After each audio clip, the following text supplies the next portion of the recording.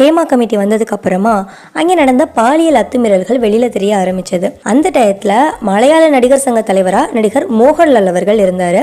மலையாள நடிகர் சங்க பொதுச் செயலாளராக இருந்த நடிகர் சித்திக் மேலையும் பாலியல் குற்றச்சாட்டு வந்ததுனால அவர் பதவியை ராஜினாமா செஞ்சாரு. இதையடுத்து மலையாள நடிகர் சங்கம் கூண்டோட அப்படியே கலைக்கப்பட்டிருந்துச்சு. தலைவர் பொறுப்புல இருந்த நடிகர் மோகன்லாலும் மற்ற நிர்வாகிகளும் கூட பதவி விலகிட்டாங்க. இப்ப மலையாள நடிகர் சங்கத்துக்கு வர்ற ஜூன் மாதத்துல தேர்தல் நடைபெற இருக்கு. இதுக்கு நடிகர் மோகன்லால்ல இருந்து பழைய நிர்வாகிகள் எல்லாரும் பொறுப்புக்கு வரணும் அப்படின்னு நிறைய பேர் சொல்லிட்டு இருந்த நிலையில முன்னாள் துணைத் தலைவரான ஜெயன சேர்தலா, நடிகர் சுரேஷ் கோபி இவங்கெல்லாம் பழைய நிர்வாகிகள் மறுபடியும் பதவிக்கு வர வாய்ப்பு இருக்கு அப்படின்னு தெரிவிச்சிருந்தாங்க. இதையடுத்து மலையாள நடிகர் சங்கத்துக்கு தலைவரா மறுபடியும் மோகன்லால் அவர்கள் வருவாரு அப்படின்ற எதிர்பார்ப்பு இருந்தது.